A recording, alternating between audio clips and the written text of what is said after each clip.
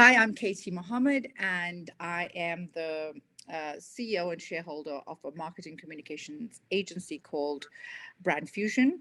Um, and we believe in the core principles of collaborative intelligence. I'm also the founder of W Suite, which is a women empowerment platform, and it's an initiative that I created in 2019, really about sparking a conversation of advocacy, action, and a seat at the table, and how can we actually navigate women to have conversations around a seat at the table. For me, I have come through a long journey from starting my years in being a fashion designer, and then had the bug of the sales and marketing side. And I thought I didn't want to actually make clothes; I'd rather want to just wear them. So I went into into the marketing field, and then I eventually had found the love. My I think first love was media and marketing, and I think that's how my journey has the thread of my journey has been through. It has been 3 decades of a full-on version of Katie Mohammed. So as I sit here, I realize that I am an elder when it comes to the business world.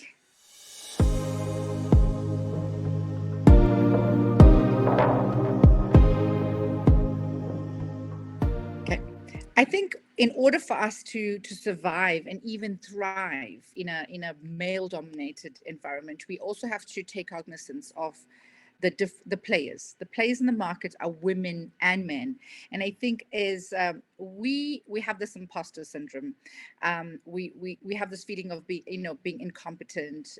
Sometimes we are mistreated by our peers, our colleagues, our clients. Sometimes we feel we have this lack of a voice or lack of support, whether it's emotionally or financially. So for me, I needed to navigate this journey on how do I focus on the positive?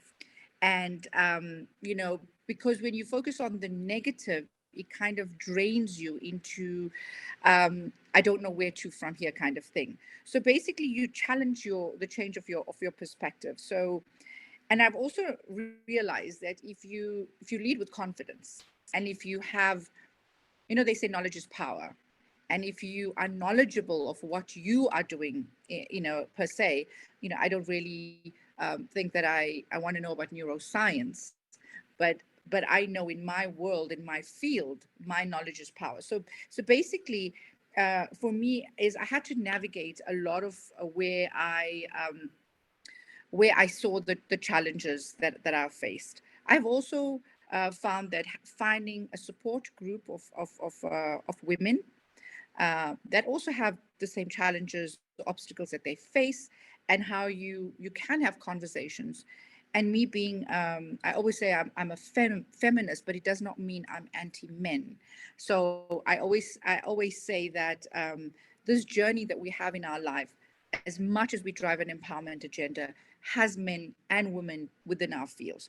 So basically, it's also you always keep an eye on your role models as well. So you can't do this life on your own. They have wisdom. You listen to podcasts, you read some of their books, because they've also forged the path ahead. They've been through this. So you don't have to feel alone when you actually follow the journey of a lot of your role models.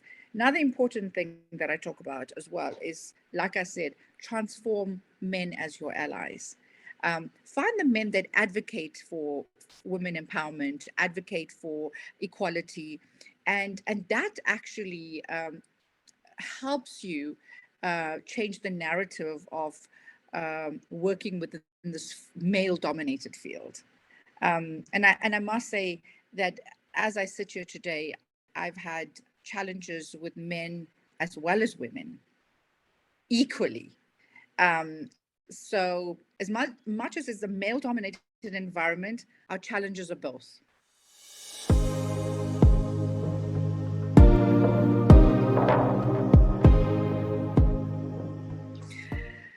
I think when they say dig your heels in, I'm one of those people that love my heels. So it's always dig your heels in, or they say what, dig it all up kind of thing. So I've never, um, I know that I never changed my plans. They were detours on the road, along my long road. There have been lots of detours, but I've always had the eye on the prize. I've always had a goal, and yes, if I made an incorrect decision, I went this way, sucked it up, came back the same way. But in order for you to be able to dig your heels in, you have to have the courage to be able to know and acknowledge that you have had made the mistake, and then veer towards the right part. So for me is being courageous. The one thing I often talk about is that, and I often say that as women we need to be fearless, because being fearless, and they say that, I always say we are warriors, and warriors are self-made. You're not born being a warrior. So when you are self-made, like when you are a warrior, and like I'm a warrior, which means I have control over my own life. And yet, we have to have faith. We have to have faith, and we know that we have a creator that has sent us on a journey of our purpose.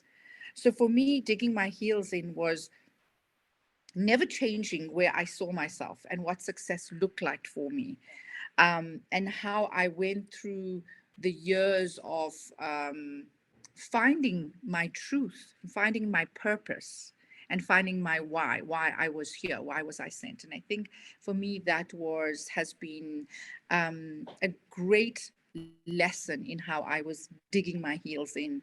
My mom always said that I was always been so stubborn, and in stubborn sometimes there's a negative and a positive connotation. So yes, the negative is, don't be egotistical and arrogant, whereas you're digging your heels in to the detriment of your of self-sabotaging.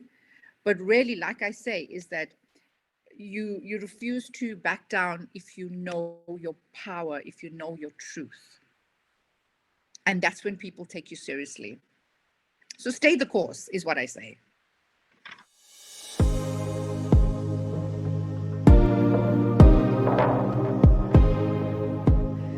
So, they say is if you don't go after what you want, you're never going to get it. And I think for me, that's like one of the single most important thing is people look at us on social media, and they either judge us or they also celebrate us, both ways. But it's because a lot of us want to go after what we want. And I think when you believe in what you need in your life and what you want in your life, you are halfway there already. So like I said, there will be obstacles. There will be a lot of things that happen along the way. And um, and I always talk about standing your truth, and I think standing your truth is also something that you learn. And with age comes wisdom, they say. And as we get older, we learn that we don't have to apologize for who we need to be and who we want to be, as long as you're not hurting people. Because there's always says, oh, you must just take me as I am. But you know what? You can't. You're probably also a mean person. So it is, as long as you're not hurting people, and as long as you are kind and you are empathetic and compassionate, these are true elements of being great leaders. And that's why I also talk about bringing back the feminine leadership, is bringing back empathy and compassion. Um, and I often say is that sometimes I wish I knew that earlier, because then I would not have burned some bridges along the way. Um, because when you're at the top of your game, there's a lot of ego and arrogance along the way. And I even write about this in my book as well, is that I have been so guilty of that over the years. And I wish sometimes, I like say to myself, is I wish I did not allow ego to get in my way, or arrogance. But that again is about being high achieving women. We tend to want to do so much, and we tend to be, to see success as success as financial success and as corporate success. And then as you get older, you learn and you look back and you reflect and you like, success is not only about a financial and corporate, it's about influence, it's about impact, it's about living your truth, and it's about the people that have come along the way. And I think that is something that I always impart to other women, is listen to women, and listen to women that have come through the path. And I've done it with other people. And I think I also talk about how we collect the good people along the way. And we can only learn a lot of this if we collect the good people. And someone once told me, I said, I'm always so fortunate I do collect the good people. And she said to me, it's because you are good people. So if you are good people, you collect the great people along the way. So for me, that is a great message that I like to leave women. And this year we sat and thought, how, last year we spoke about how do we redesign our story, and with COVID, the pandemic, and this year I thought, how about us talking about this high achieving women, because we all are high achieving women, whether we are whether we are talking about, is my pastry better than your pastry? We're talking about corporates, we're talking about the way we look. We're constantly high achieving women. But we also realized that this high achieving women started in the 1800s. We've had activism, so we had feminisms, we've had the era of us, in the 1980s, when we even were trying to act and look like men, when we were, wearing our shoulder pads and big jackets, and we were trying to be loud. And so we've always been an era of empowered women, for generations. And I think it's just every decade we've just upped, where we need to be. And then we realized that in this century, it's like, where to from here now? Because we constantly try to be this high achieving women. And now we are saying to ourselves is that we have to find this knowledge, this we have, in order for us to change this vocabulary of who we need to be. We need to look at where our ancestors and for women have come from, and say, look, we've done all of this, they've forged the path for us. Where do we go now, and how do we become the agents of change in transforming ourselves and future generations? So the theme this year is the era of the empowered women. And we speak about things like, very important is how do we transform men into our allies. And I often say, again, is that we all should be feminists, including men. But as women, we are not anti-men, because if we birth sons, what are we trying to teach them? Because we are going to grow a strong generation of women, and then we having weak men, because they don't know where to go anymore. They don't know how to be the man anymore. So this year, we're talking about things like, how do we revive our career? Is this renaissance of where we go through when men and women have children, we give birth to children, and then people ask, so what have you been doing for the past year? And then some women would like, I actually gave birth to a human. I've learned to feed them and clothe them. So I've learned lots of things, I've learned to save them from swallowing a marble, But these are the questions that people get as well. And when you are in corporate and then you decided to become an entrepreneur, and then you go back into corporate, equally they ask you that question. So what have you been doing for the last 5 years? Again, you've had life skills, you've had life lessons. But I think it's really changing that perception of how do we constantly revive our career, and how as women we have to constantly be relevant. Because sometimes men and women, I mean, if you have a partner and you both, are studying and have the same thing, people ask you, so why is he the CEO and you still an MD? And you're like, well, I've taken time off to do X, Y, Z. So it's that kind of thing. So women, we have put ourselves under tremendous pressure. So what happens is we've always wanted to be this Wonder Woman, but then we start frustrating ourselves. We start not eating well. We start not taking care of ourselves. So, it's like, then we start, feeling miserable. So we start wandering away. We like feel sorry for ourselves. It's because we are putting ourselves under pressure. So there's a lot of that. And we speak about things like this creating a sisterhood, which is so important to us. And we know that, we are four siblings, and I know that having people that are supportive of you is so important. However, the sisterhood has become so loosely used, as in people meet me today and they want to be part of my clique. And if I, do not give them, if I have created my boundaries, then it's very easy for them to judge you and say, ah, that Katie, she talks about empowerment, she talks about sisterhood, but she never has time for us for a coffee, whatever. I value myself. I value my time. The sisterhood that I've created has come a journey. There's loyalty, there's trust, there's support.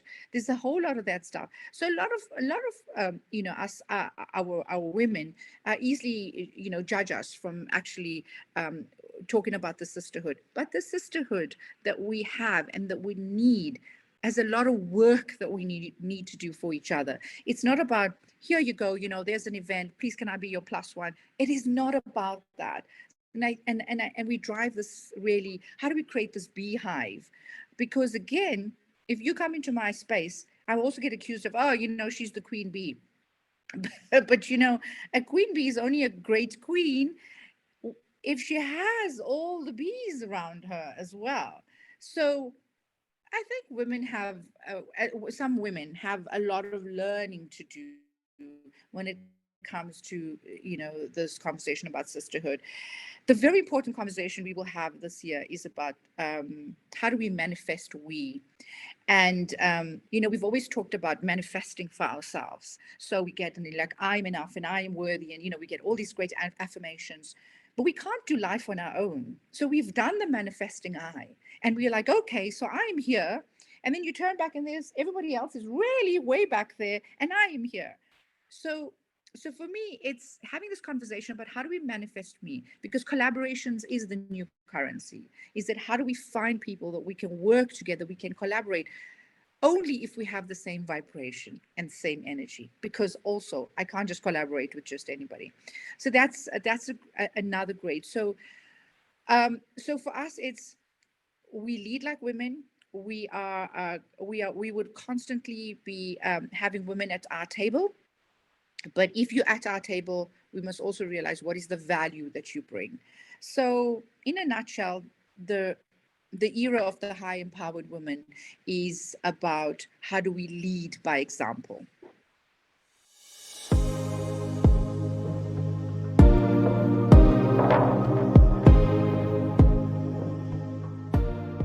So in order for us to cultivate this mentor-mentee relationships, because mentorship for me, I believe, is a great impact for our social and economic upliftment.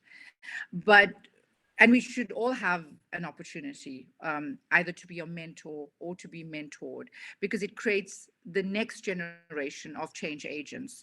And of course, we have this toolbox of of wisdom and expertise, and I think that is very important for W Suite when we talk about mentorship, because mentorship is very close to my heart, because together we can learn from our mistakes, and but also we can pass wisdom to build this better toolbox that we require. But having a mentor-mentee relationship is extremely important, because mentees have to be teachable. You can't just like want to be mentored by somebody and not be able to take the advice, because you're wasting my time, and my time is valuable because somebody else would think. So that's also an important part, again, is a lot of mentees have, again, the sense of entitlement, where I hosted a mentorship masterclass last week Saturday with the Miss South Africa top 10 finalists. And I said to them, I said, we have to differentiate the difference between role models mentors, and heroes. And once we understand who role models are in our lives, because you stop people and people are like, oh my God, Basi's my mentor. Oh my God, Tuli Madansela's my. No, they're your role models. Mentorship is people that you actually get to spend time with telephonically, on Zoom, over a coffee, sessions of 3 months or 3 years, whatever. That is mentorship. And I think for me, it's a very formal, structured arrangement. It could be 10 minutes, but it is structured. Today, we are talking about entitlement. We are talking about social media. How do you handle that? So for me, part of what WSUE does is we host these mentorship masterclasses. And sometimes it is very tough because women tend to think that we owe them because we are seen as successful, we owe them all. But I'm one person. I can only have so many hours in the week to mentor. So if I say no to you, it's not because I don't want to. I have 5 people that are waiting on the queue that want to spend time with me. So I think it's just about a level of respect and a level of understanding what mentorship is and how does mentor and mentorship, mentorship and mentees can work together. Another important thing is there are things like mentorship movement South Africa who have 2,000 mentors on their database that have. So it's not only about people that are on social media that you could look at, being mentored. It could be an MD of a financial institution that is part of a database that says, here I am able to mentor some people. So sometimes your mentors you don't know because they're not on media platforms. And I think that's what we have a challenge with. Everybody wants to be mentored by somebody that is very well known. I'm very fortunate, and I always say collecting the good people is that I have mentors, I have colleagues, and I have coaches. And through them, my mentorship comes in different ways. So, and that is what I also say to through the mentorship masterclass is that you don't always have to always look for a structured mentor. You can get it from colleagues. You can get it from coaches. So invest in yourself and get it from coaches who are equally equipped to deal with guiding you through and directing you through your journey of life.